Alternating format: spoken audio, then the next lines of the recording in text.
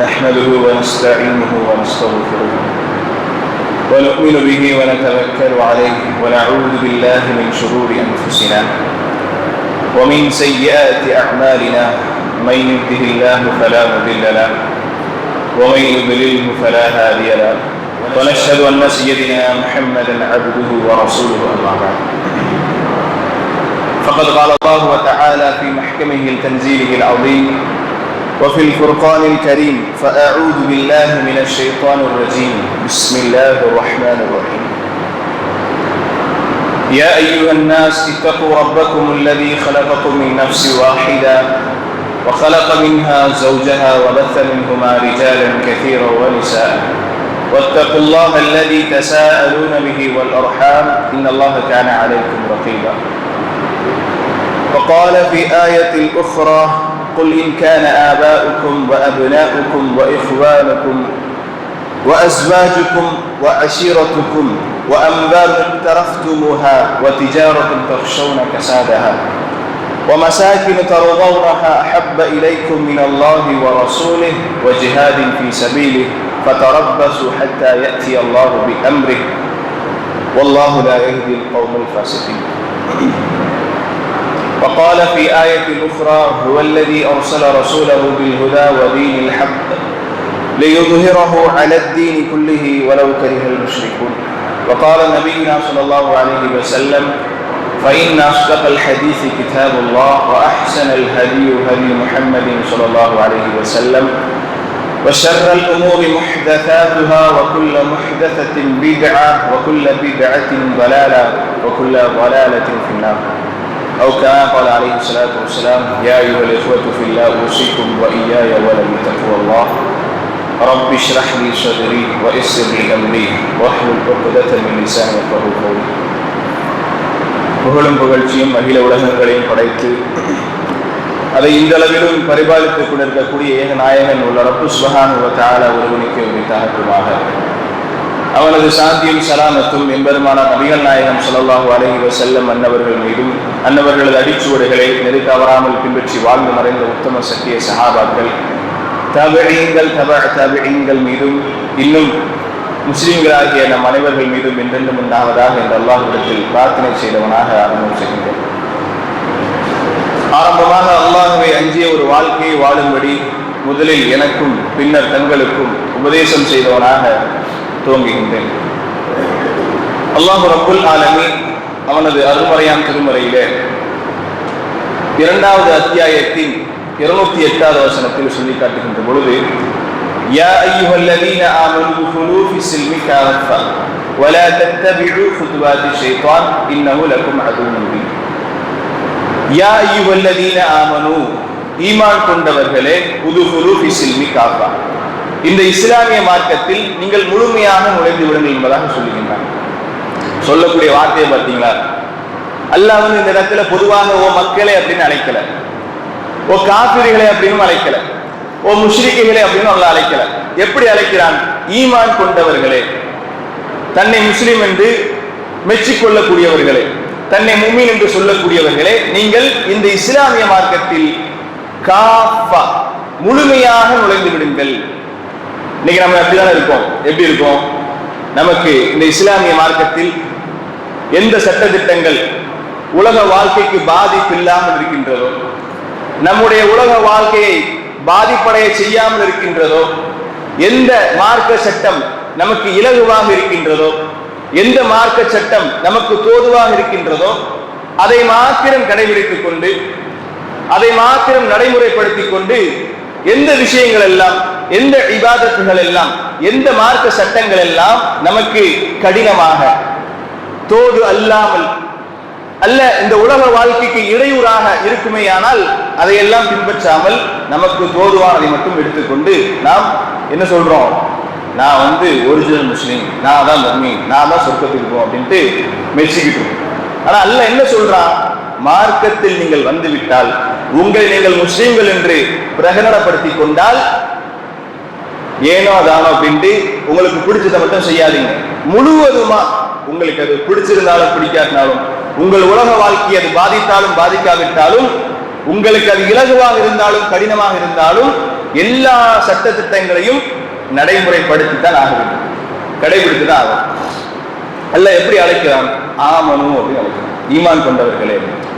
இன்னைக்கு நம்ம எல்லாம் மாஷா அல்லாஹ் இஸ்லாமிய அடையாளங்களோடு இஸ்லாமிய பேர்களோடு அப்துல்லாவாகவும் ஆயிஷாவாகவும் இந்த அல்லாஹ்வுடைய ஆலயத்தில் ஒன்று கூடியிருக்கின்றோம். அல்லாஹ்வுடைய தூதர் ஸல்லல்லாஹு அலைஹி வஸல்லம் அவர்கள் இந்த ஈமானை குறித்து சொல்லக்கூடிய சமயத்தில் 70க்கும் மேற்பட்ட கிளைகள் இருப்பதாக சொல்லி காட்டுகின்றார்கள். அந்த 70 கிளைகளில் இங்க இருக்கக்கூடிய நமக்கு ஒரு கிளையாச்சும் தெரியுமா? ஈமானுடைய கிளைகள் 70க்கும் மேற்பட்ட கிளைகள், அதுல ஏதாவது ஒன்றால் நமக்கு தெரியுமா? சரி போட்டும். அந்த 70லும் அல்லாஹ்வுடைய தூதர் ஸல்லல்லாஹு அலைஹி வஸல்லம் அவர்கள் 6 விஷயங்களை அஸ்திவாரங்களாக சொல்லி காட்டுகின்றார்கள். அந்த 6ல ஒன்னாச்சும் தெரியுமா கேட்டா அப்படின்னா தெரியாது. ஆனா நம்ம சொல்லக்கூடிய வார்த்தைகள், நம்ம மனசுல இருக்கக்கூடிய எண்ணங்கள் எல்லாம் நம்ம தான் உண்மை முஸ்லீம், நம்ம தான் சொர்க்கத்துக்கு சொந்தக்காரங்க அப்படின்ட்டு மெச்சிக்கிட்டு நம்ம வாழ்ந்துட்டு இருக்கோம். ஈமான்னா என்னன்னே தெரியாம நம்ம என்னத்தை நம்பிக்கை கொள்வோம்? ஈமான் அப்படின்னா அதுக்கு டைரக்ட் மீனிங் வந்து நம்பிக்கை கொள்றது. அப்ப நம்ம என்னத்தை நம்பிக்கை கொள்வோம்? 70க்கு மேற்பட்ட விஷயங்கள் அல்லாஹ்வுடைய தூதர் சொல்றாங்க. அந்த 70க்கு மேற்பட்ட விஷயங்களை தெரிஞ்சிருந்தாலும் நம்ம நம்பிக்கை கொள்ள முடியும். ஒண்ணுமே தெரியாம நம்ம என்னத்தை நம்பிக்கை கொள்வோம்? என்ன ஈமான்தாரியாகவும் எப்படி நம்ம மூமினாக முடியும்? அந்த 70 விஷயங்கள் அல்லாஹ்வுடைய தூதர் 6 விஷயங்களை அஸ்திவாரங்களாக சொல்லி காட்டுகின்றார்கள். என்ன? அன் து'மின பில்லாஹ் வ மலாயிகத்திஹி வ குதுபிஹி வ ருசுலிஹி வல் யௌமில் ஆகிர் வல் கத்ரி கைரிஹி வ ஷர்ரிஹி மின் அல்லாஹ் தஆலா. முதல் அஸ்திவாரம் என்னது? அல்லாஹ்வை நம்பிக்கை கொள்ள வேண்டும். இன்னைக்கு நம்ம அல்லாஹ்வை நம்பிக்கை கொண்டிருக்கோம். ஒரு மனிதனுடைய சக்திக்கு என்னெல்லாம் முடியுமோ, ஒரு மனிதனால என்னெல்லாம் செய்ய முடியுமோ அவ்வளவுதான் அல்லாஹ்வால செய்ய முடியும் அப்படின்னு நம்ம அல்லாஹ் வரையும் வச்சிருக்கோம். ஒரு மாற்று மதத்தான் வந்து நம்மள்ட்ட வந்து அல்லாஹ் பத்தி சொல்லுங்க அப்படின்னு நமக்கு சொல்ல தெரியுமா? ஆனா அல்லாஹ் ரப்புல் ஆலமீன் சொல்லி காட்டுகின்றான். சூரா முஹம்மதினுடைய 19வது வசனத்தில் அல்லாஹ் சொல்லி காட்டுகின்றான், ஃபஅலம் அன்னஹு லா இலாஹ இல்லல்லாஹ். ஒட்டுமொத்த மனிதர்களுக்கும் அல்லாஹ் சொல்கின்றான், முஸ்லிம்களுக்கு மாத்திரம் கிடையாது. அல்லாஹ்வை பற்றி அறிந்து கொள்வது ஒட்டுமொத்த உலக முஸ்லிம்கள் மீதும் கடமையாக இருக்கின்றது. ஃபஅலம் அன்னஹு லா இலாஹ இல்லல்லாஹ். ஓ மக்களே, நீங்கள் அறிந்து கொள்ளுங்கள், வணக்கத்திற்கு தகுதியானவன் அல்லாஹ்வை தவிர வேறு யாருமே இல்லை. இது அல்லாஹ்வை விளங்கிக் கொள்வதற்குண்டான முதல் காரணம். இன்னொரு முக்கிய காரணம் என்ன தெரியுமா? நாம ஏன் அல்லாஹ் பத்தி விளங்கி வச்சிருக்கணும் அப்படிங்கிறதுக்கு முக்கிய காரணமே, நம்ம இந்த உலகத்திலிருந்து மௌத்தா போனதுக்கு அப்புறம் நம்மளை கபர்ல கொண்டு அடக்கம் பண்ணுவாங்க. அங்க அடக்கம் பட்ட உடனே நம்மகிட்ட கேட்கக்கூடிய பிரதான முதல் கேள்வி என்ன தெரியுமா? மன் ரப்புக, உன்னோட இறைவன் யார் அப்படின்னு தான் கேட்பாங்க. இந்த உலகத்தில் நம்மகிட்ட பத்தி இறைவனை பத்தி அல்லாஹ் பத்தி எப்படி தெரிஞ்சுக்கிட்டு அப்படின்னு நம்மகிட்ட வந்து யாராச்சும் கேட்டா நம்ம ஏதாவது ஒரு பொய் காரணம் சொல்லுவோம். நான் வந்து குர்ஆன்ல படிச்சேன், ஹதீஸ்ல படிச்சேன், இப்படி கேள்விப்பட்டேன் அப்படின்னு. ஆனால் அந்த கபர்ல போய் மன் ரப்புகங்கிற கேள்விக்கு ரப்பி அல்லாஹ் அப்படின்னு பதில் வரணும் அப்படின்னா நம்ம இந்த உலகத்துல பிராக்டிக்கலா அல்லாஹ் பத்தி விளங்கி வச்சிருக்கணும், அல்லாஹை பற்றி தெரிஞ்சு வச்சிருக்கணும். அல்லாஹ் பத்தி தெரிஞ்சாதான் அல்லாஹ் மீது ஈமான் கொள்ள முடியும். இன்னைக்கு உலக விஷயங்கள்ல எவ்வளவோ விஷயங்களுக்கு நம்ம முக்கியத்துவம் கொடுக்கிறோம். அன்றாடம் சாப்பிடக்கூடிய சாப்பாட்டுக்கு பிரியாணி செய்யறது எப்படி, சிக்கன் குழம்பு செய்யறது எப்படி, இந்த பைக் ரெடி பண்றது எப்படி, அந்த வாகனத்தை ரெடி பண்றது எப்படின்ட்டு எதெல்லாமோ மூளையை கொடுத்து இன்டர்நெட்ல நம்ம மூளையை கொடுக்கிறோம், இதை தேடுறோம். ஒரு காலத்துல வந்து ரொம்ப கடினமா இருந்துச்சு சில விஷயங்கள்லாம் தேடுறது. இன்னைக்கு வந்து ரொம்ப ஈஸி ஆயிடுச்சு, ஃபிங்கர் டிப்ல வந்துச்சு, நம்ம இருக்க போன்ல வந்துருச்சு. அதுல நம்ம அடிச்சு பார்த்தாலே முடிஞ்சு போச்சு. என்னைக்காவது ஒரு நாள் நம்மை படைத்த ரப்பை நம்ம தேடி இருக்கோமா? நம்ம படைச்ச ரப்பை என்னைக்காவது ஒரு நாள் உட்கார்ந்து சிந்திச்சு பார்த்துருக்கோமா? எப்படி நம்ம இந்த உலகத்துக்கு வந்தோம், நம்ம படைச்சது யாரு, அவன் யாரு அப்படி என்னைக்காவது அவனுடைய ஆற்றலை பற்றி அவனது வல்லமைகளை பற்றி நம்ம யோசிச்சிருக்கோமான்னு பார்த்தா இல்லவே இல்லைங்கிற பதில் தான் வரும்.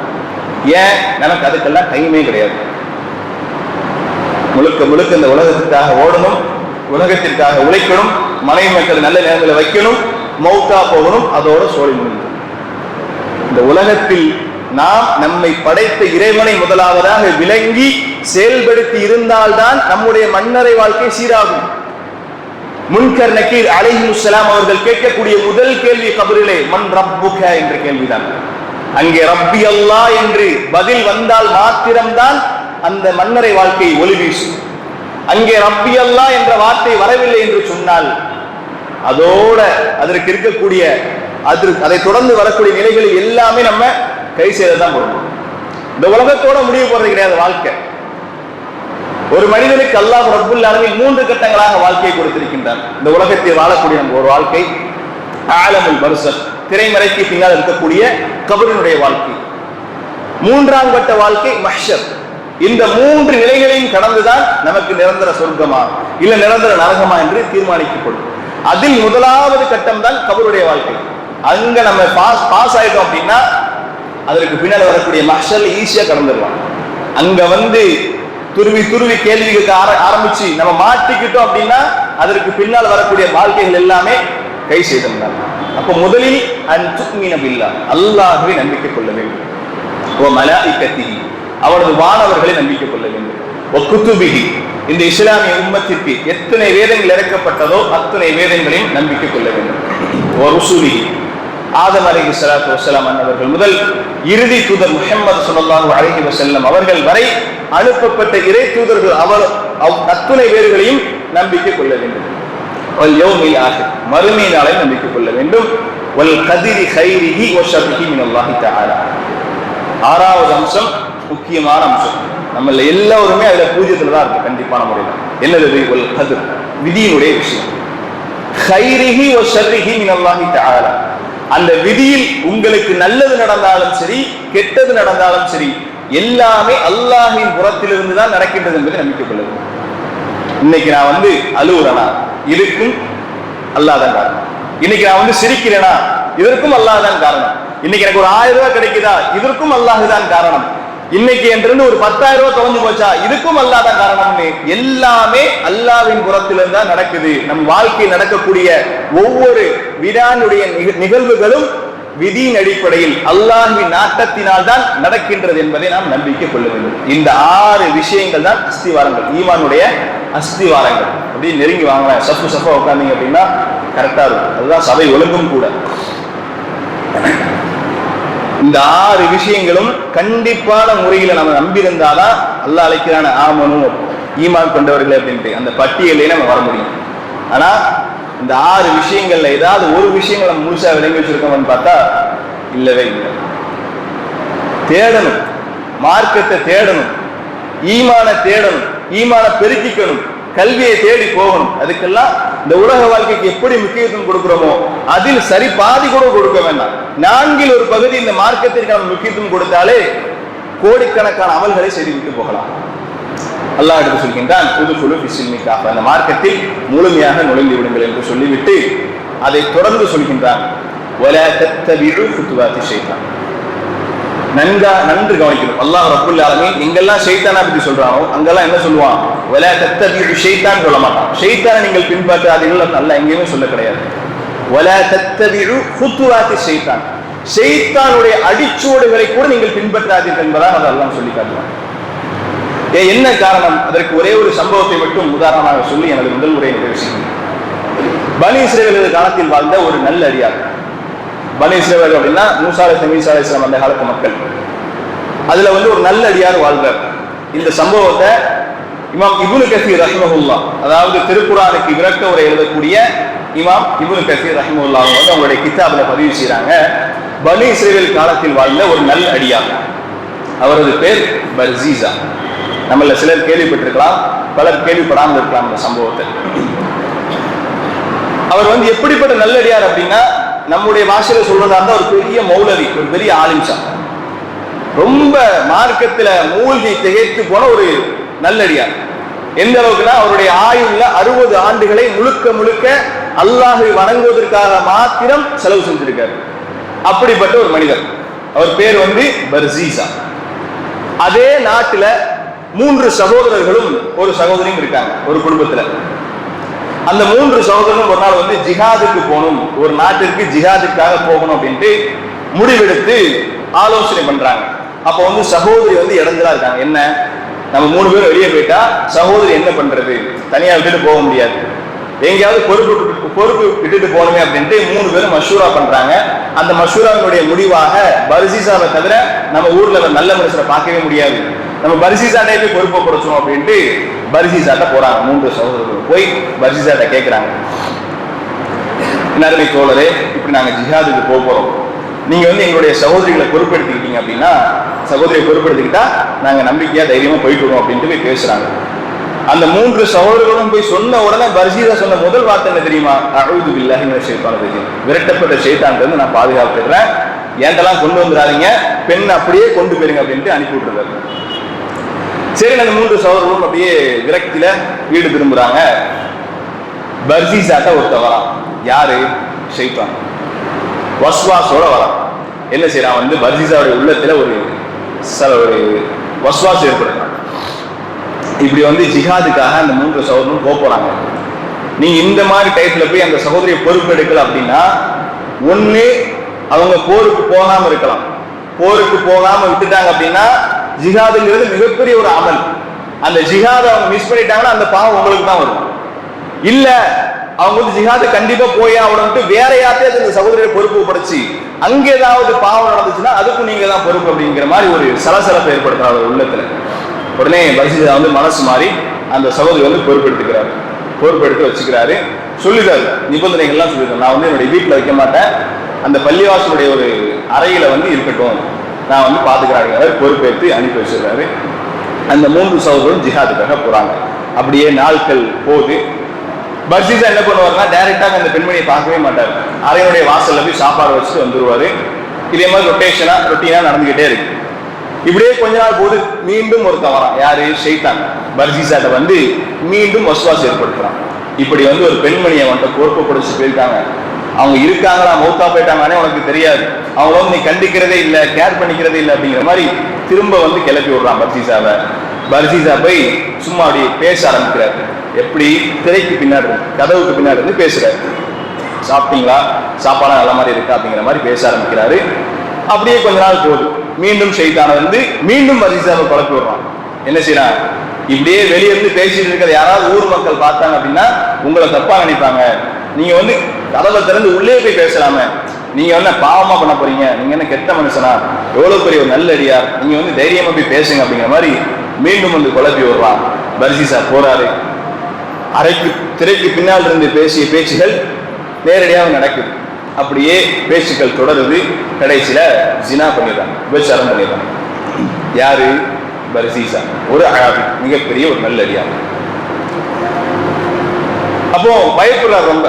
விபச்சாரம் பண்ணி அது மூலமா ஒரு குழந்தையும் பெற்றெடுத்துடுறாங்க அந்த பெண்மணி. பர்சீசாவுக்கு ரொம்ப பயம் கொடுத்துருச்சு. ஜிஹாதுக்கு போன சகோதரர்கள் 3 பேர் வந்தா என்ன செய்வாங்கன்னு தெரியல அப்படின்ட்டு ரொம்ப பயப்படுறாரு. ஷைத்தான் மீண்டும் அந்த ஐடியா கொடுக்குறான். என்ன பண்றான்? அந்த குழந்தையை கொன்றுங்க, அந்த குழந்தை தானே எவிடன்ஸ், அந்த குழந்தையை கொன்றுங்க அப்படின்ட்டு திரும்ப வந்து குழப்பி விடுறான். அந்த குழந்தைய கொலை பண்ணிடுறாரு பர்சீசா. திரும்பவும் ஒரு பயம் வருது. அந்த பெண்மணி சொல்லிட மாட்டாங்க அப்படின்னு என்ன நிச்சயம் அப்படின்ட்டு மீண்டும் ஷைத்தான் வந்து குழப்பி விட அந்த பெண்மணியும் கொலை பண்ணிடுறாங்க. யாரு? ஒரு மிகப்பெரிய ஒரு ஆபீஸ்.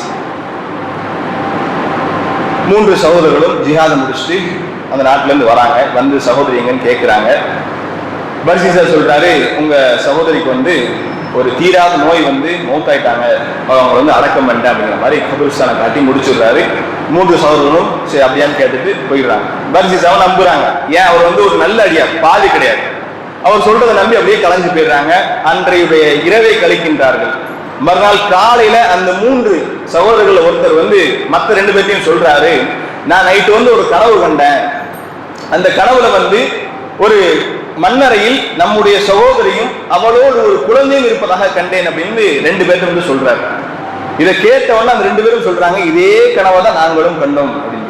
ஷைத்தான் வந்து அந்த 3 பேருக்கும் கனவு கொடுக்குறான். இந்த மாதிரி பர்சீசா சொன்ன கபிரிஸ்தான்ல அவர் சகோதரியோட ஒரு குழந்தை இருக்கிற மாதிரி கனவு காண்றாங்க.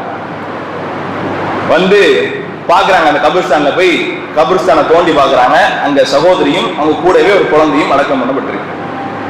பர்சீசா மாட்டிக்கிட்டார். பர்சீசாவுக்கு சரியான பயம். பஞ்சாயத்து வந்து போகுது, மன்னர்கிட்ட போகுது. அங்க வந்து பர்சீசாவை கொலை பண்ணணும் அப்படின்னு தீர்ப்பு கொடுத்துடுறாங்க. பர்சீசாவுக்கு வந்து சரியான பயம், என்ன பண்றேன்னே தெரியல, ரொம்ப வெக்கத்துல தலை குனிஞ்சு போய் இருக்காரு. அப்போ வந்து வரான். யாரு? ஷைத்தான் வரான். அவனுடைய ஒரிஜினல் தோற்றத்திலேயே வரான். வந்து பர்சீசாட்ட பேசுறான். இவ்வளவு நாள் நீங்க பண்ண எல்லா பாவத்துக்கும் காரணம் நான் தான், உங்களை விபச்சாரம் பண்ண வச்சது நான் தான், 2 உயிர்களை கொலை செய்ய வச்சதும் நான் தான் அப்படின்ட்டு நேரடியாவே வந்து பேசுறான் ஷைத்தான். இப்போ ஒன்னும் பிரச்சனை இல்லை, இந்த பிரச்சனையில இருந்து உங்களை நான் காப்பாற்றுறேன், ஆனா எனக்கு ஒன்னே ஒண்ணு மட்டும் நீங்க பண்ணணும் அப்படிங்கிற மாதிரி ஷைத்தான் பர்சீசாட்ட ஒரு ரெக்வெஸ்ட் வைக்கிறான். பர்சீசா என்னன்னு கேட்கிறாரு, எனக்கு வந்து நீங்க ஒரே ஒரு சஜிதா மட்டும் பண்ணுங்க, எல்லா பிரச்சனையில இருந்து உங்களை காப்பாற்றுறேன்னு சொல்லவும் பர்சீசா என்ன பண்றாரு? ஷைத்தானுக்கு சஜிதா பண்ணி கொலை செய்யவும் பண்றாரு. நிரந்தர நரகத்திற்கு சொந்தக்காரர் ஆயிட்டாரு. யாரு? ஒரு மிகப்பெரிய ஒரு ஆபீஸ். ஈமானில் ஊறி அதிலேயே திகைத்து கடந்த ஒரு நபர் யாரு? பர்சீசா. சொர்க்கத்திற்கு செல்வதற்குண்டான அனைத்து அமல்களையும் செய்தவர் பர்சீசா. ஷைத்தான் அவர் என்ன பண்ணா? ஷைத்தானுடைய வேலையே தான். என்ன பண்ணுவான்? நம்ம இபாதத்தா இருக்குமா, கரெக்டா இருக்குமா, நம்மள்ட்ட பாவம் செய்யற மாதிரி ஏவவே மாட்டான் ஷைத்தான். நன்மையை கொண்டுதான் ஏவுவான். பர்சீசாட்ட என்ன சொன்னா, நீங்க பொறுப்பு எடுக்கலன்னா இந்த மாதிரி தப்புகள்லாம் நடந்துடும், அந்த பாவத்துக்கு நீங்க பாவத்துக்குரியதா ஆயிடுவீங்க, அதனால பொறுப்பு எடுத்துக்காங்க அப்படிங்கிற மாதிரி நன்மையை கொண்டுதான் ஏவி கடைசி எங்க கொண்டு விட்டுட்டான்? நிரந்தர நரக்கத்திற்கு சொந்தக்காரராக பர்சீசா ஆக்கிட்டான். அவர்லாம் ஈமான்ல ஹை லெவல்ல இருந்தவர். நமக்கு ஈமான் அப்படின்னா என்னன்னே தெரியாம நம்ம வாழ்ந்துட்டு இருக்கோம். இப்ப நம்மளெல்லாம் ஷைத்தான் நம்மளை வழிகெடுக்கிறதுக்கு ரொம்ப ஈஸி. அதே மாதிரி நம்ம அன்றாடம் வழிகெடுத்துட்டு தான் இருக்கா, நம்மளும் வழிகெட்டு போய்கொண்டுதான் இருக்கின்றோம். அதனால்தான் அல்லாஹ் சொல்லுவான், வலா தத்தபிஉ குதுவாத்தி ஷைத்தான், ஷைத்தானுடைய அடிச்சுவடுகளை கூட நீங்கள் பின்பற்றி விடாதீர்கள் என்பதாக.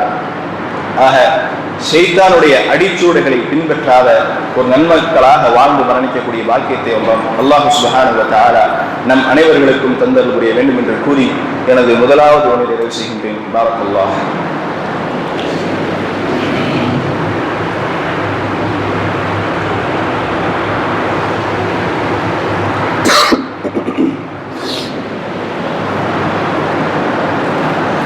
إن الحمد لله وحده والصلاة والسلام على من لا نبي بعده أما بعد. அன்பார்ந்தவர்களே, இமாம் முஹம்மது இப்னு அப்துல் வஹாப் ரஹிமஹுல்லாஹ் கேள்விப்பட்டிருக்கீங்களா?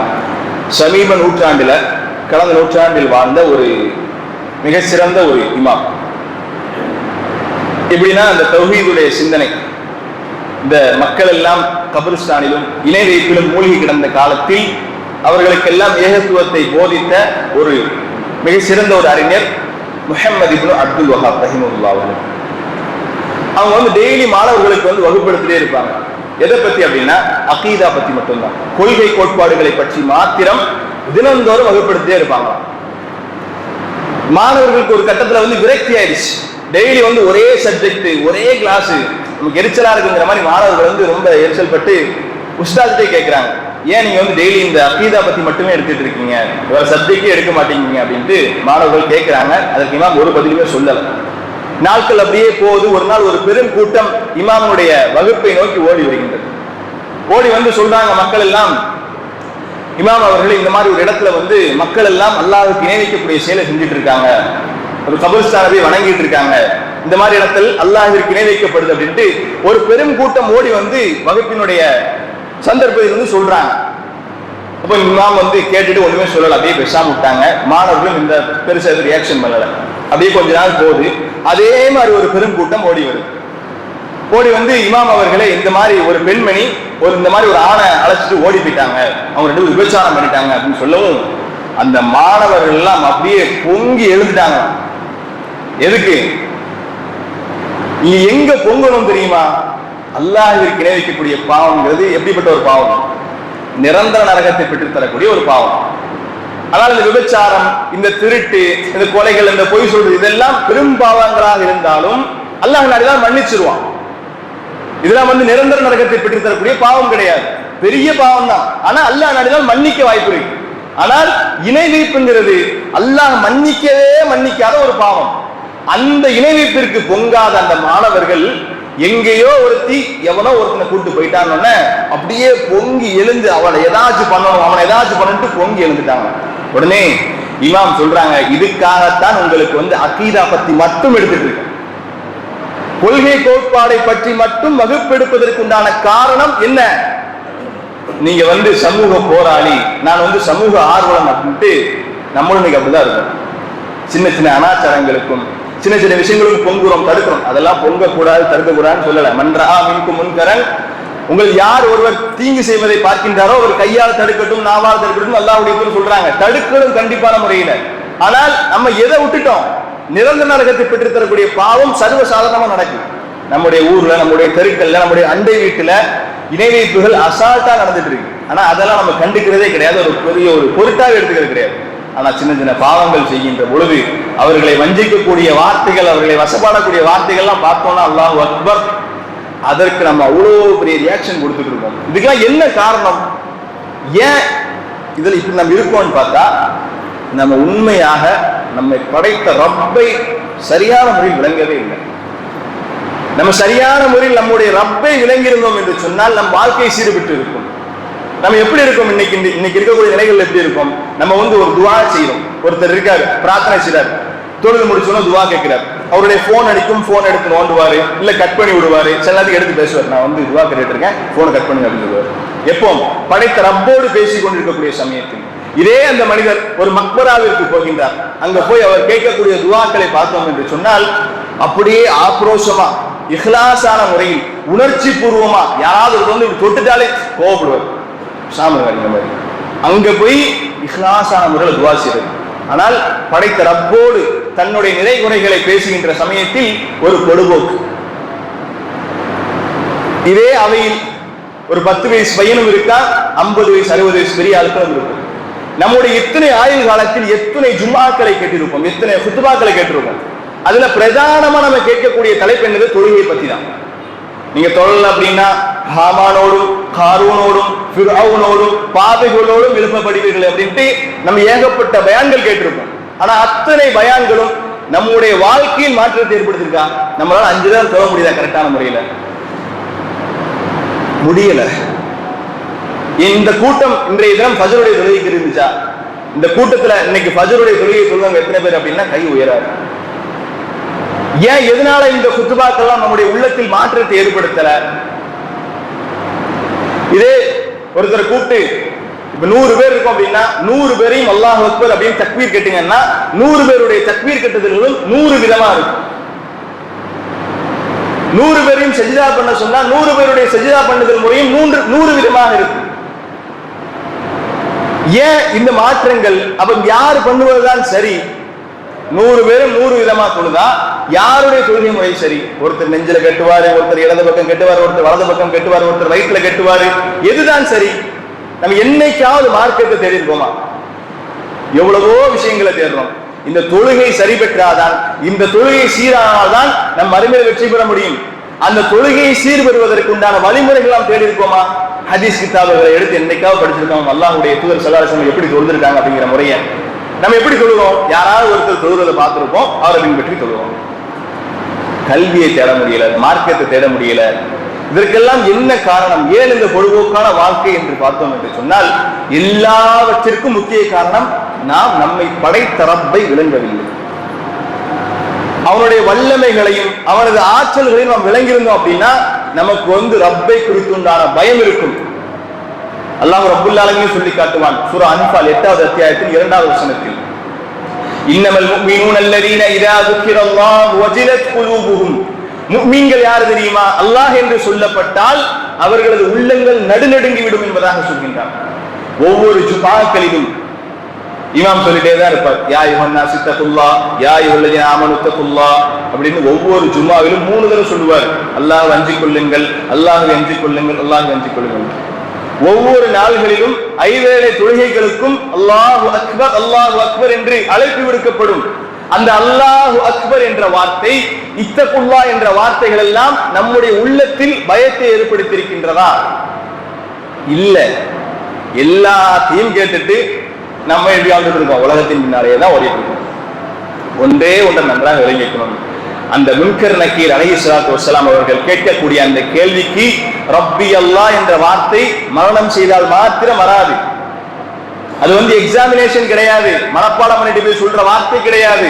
பிராக்டிக்கலா நம்ம வாழ்ந்திருக்கணும், நடைமுறை படித்திருக்கணும், நம்முடைய ரப்பை விளங்கி இருக்கணும். இப்ப என்னை பத்தி கேட்டா தெரிஞ்சிருந்தா சொல்லுவீங்க, இவர் இப்ராஹிம் இந்த மாதிரி ஊர்ல இருந்து வந்திருக்காரு அப்படின்ட்டு. என்னை பத்தி தெரியலன்னா என்ன சொல்லுவீங்க? அந்த மாதிரி நம்ம அல்லாஹ் விளங்கி வச்சிருக்கோம். அல்லாஹ்னு ஒருத்தர் இருக்கு, அவ்வளவுதான். அவனுக்கு என்னடா முடியும், அவனால என்னடா முடியும், அவனுக்கு முடியாத காரியமே கிடையாது, அவனுடைய தன்மைகள் எல்லாம் என்னென்ன இருக்குங்கிற விளங்காமையே நம்ம வாழ்ந்துட்டு இருக்கோம். அதெல்லாம் விளங்கினால்தான், அதை விளங்குறது பொதுநலம் கிடையாது, முழுக்க முழுக்க சுயநலம் தான். அந்த மன்னரில் நம்ம மட்டும்தான் இருட்டுக்குள் கிடப்போம். மண்ணள்ளி போட்டு மூடிட்டு போயிடுவாங்க. யாருக்காக நாம் உழைத்தோமோ, நம்முடைய ஆய்வில் 60 ஆண்டுகளையும் 70 ஆண்டுகளையும் யாரை காப்பாற்றுவதற்காக உழைத்தோமோ 3 நாள்ல மறந்து போயிட்டே இருப்பாங்க. அடுத்த கிட்ட நோக்கி போயிடுவாங்க. நம்முடைய சொத்துகள், நாம் சேர்த்து வைத்த அந்த சொத்து குவியல்கள் எல்லாம் யாரோ அனுபவிச்சுட்டு இருப்பாங்க. அந்த கபர்ஸ்தான்ல போய் நம் புது மாப்பிள்ளை தூங்குறது போய் கனவுமில் உரூஷ், புது மாப்பிள்ளை உறங்குவது போல் நிம்மதியான உறக்கம் அந்த கபரில் வேண்டும் என்று சொன்னால் நம்மை படைத்த ரப்பை நாம் விளங்கி இருக்க வேண்டும். விளங்கி இருந்தால் தான் அங்கே ரப்பி அல்லாஹ் என்ற வார்த்தை வரும்.